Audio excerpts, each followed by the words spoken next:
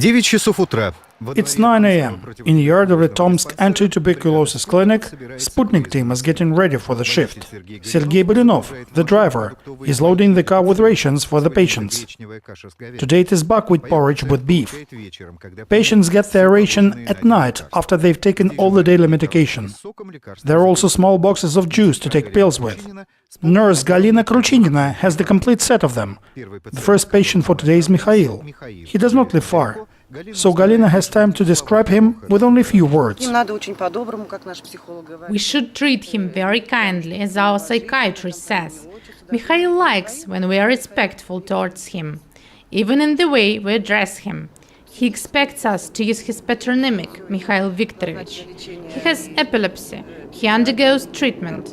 Everything seems to be going well so far, even though they haven't worked with him for that long, about 3 weeks now. Does he take all of his medications without any objections? Yes, everything is fine now, but when we first found him, he hasn't been taking medications for 3 days. He was on the loose, drinking. He was recovering, he told us. We came to his place, the psychiatrist was there, and Sergei too. All 3 of us came in, and he was sleeping on the couch. His daughter woke him up. His head was covered. Mikhail got sick with TB along with other sad events in his life. His house burned down, and the family of 8 was left with nothing. They've got 2 small rooms in the old barracks. That is where we are right now.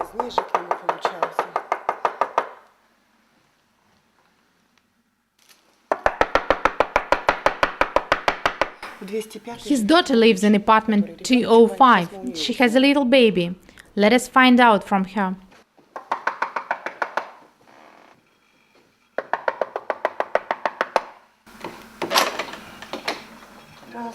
Hello, are you here today? Will you please put some clothes on, because I'm not alone. He's here, getting dressed now. Mikhail used to work at construction, and at night he would also guard that site. His work schedule, cold, drafts, poor nutrition were the factors that led him to TB. Right now he's considered handicapped, and his pension is very small.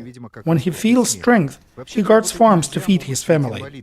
The law says he can't work, because the state may take his handicap status away.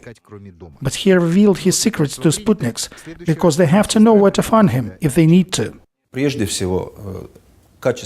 First of all, the quality of this step is based on the devotion of our workers.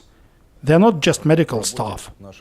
They also trace the patients, which is highly unusual for medical workers. They know the names of all the friends and relatives of their patients. Sometimes our staff has to face very unpleasant groups of people to get the medication to the patient. That is why I would call the program Companion instead of Sputnik. Our program accompanies patients that previously refused treatment. Right now, Sputnik team is visiting a patient that is just like that. Konstantin lives in neighboring village Nizhny Sklad, and in his case, tuberculosis is aggravated by alcoholism. Sputnik's team started working with Konstantin over half a year ago, and since then, he has never missed a medication dose. We can always find him, even he's not at home. We know all the addresses of his drinking buddies, and we find him.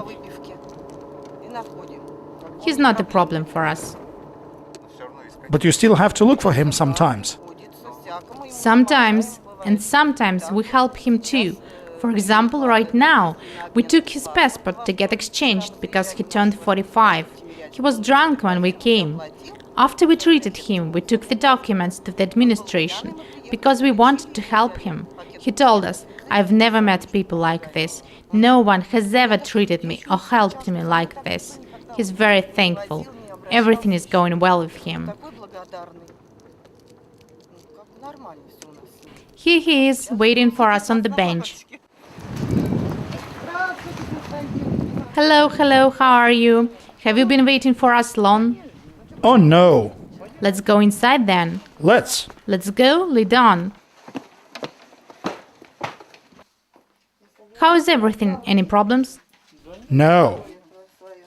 to good health. Your documents were turned in yesterday. Everything is fine. She will let you know later when everything is done. Got it. Take the first dose now and the second after the dinner. There are no workers like this in all of the Tomsk region. What do you mean? Here they are. No, I mean ones like them. So what? They treat me very well. For example, if you need help with the documents, no problem. You need something else to be done, no problem. Whatever you ask, they will do it. We heard that if you're drinking somewhere else, they will still find you. Yes, they find me. It happens. I won't argue. Often I hear that these patients should be treated more strictly because they do not understand good words, and that we should be more aggressive, especially compared to compulsory hospitalization. But I have never heard of a standard way of dealing with these patients from any health professionals, neither from psychiatrist nor from psychologist.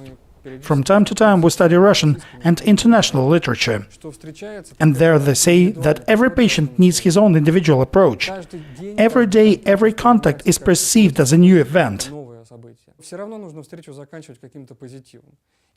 Every meeting with the patient should end positively, because for many of these patients it may be the last day of their life. And this is not because they are being treated for TB, but because their lives involve alcohol dependency and other events that may lead to death. That is why we try to treat every patient like a distant relative.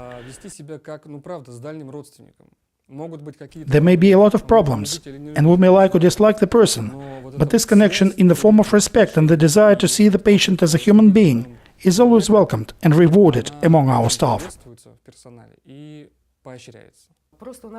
We do not have any other way out. Compulsory treatment at 24-hour hospital is more expensive and not always effective. In places of confinement, where our patients are also treated, from 25 to 30% of patients occasionally refuse treatment. And what is really interesting is that when many of these patients are free, they are cured better in our environment. And how can we tell which kind of treatment is more expensive? These patients go through treatment, we quit it, and the TB bacteria will be detected in them once again. As a result, we are compelled to take them up for treatment again. The law states that we are required to treat everyone who needs it, and we cannot refuse any patient, so some patients are treated all over again 3, 4, even 5 times.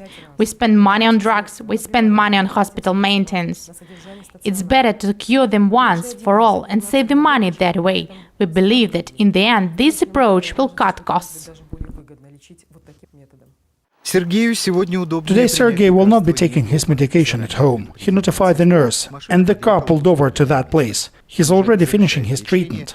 He recently got out of prison, and while there, he was under the constant control of doctors. In cases like this, it is very important not to interrupt the cycle of treatment. Sputnik team carries a personal responsibility in that case, as well as in work with all of its patients. For example, if I have any questions, all I have to do is ask, and everything will be resolved. What kind of questions? In regards to the treatment, for example, I can say for myself, I don't endure the medications very well, have side effects. I tell them that I do not feel well, and they immediately take action, and either separate my doses or give me supplementary medications. Not many of Sputnik patients agreed to be filmed, and that is their right. As a matter of fact, not many patients even say thank you to the nurses and doctors at the end of their treatment. That, however, is viewed at Sputnik in a psychological manner. It's very difficult for them too. Even when normal people find out they have TB, they lose their way. We have a patient who went on a drinking binge, and it seemed to him that his life was over.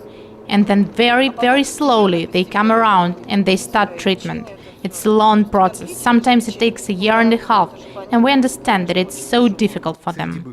There are some individuals among our former patients who stay in touch with the Sputnik staff even after the program. Alena, who finished her treatment a year and a half ago, now is happily married and raising a child.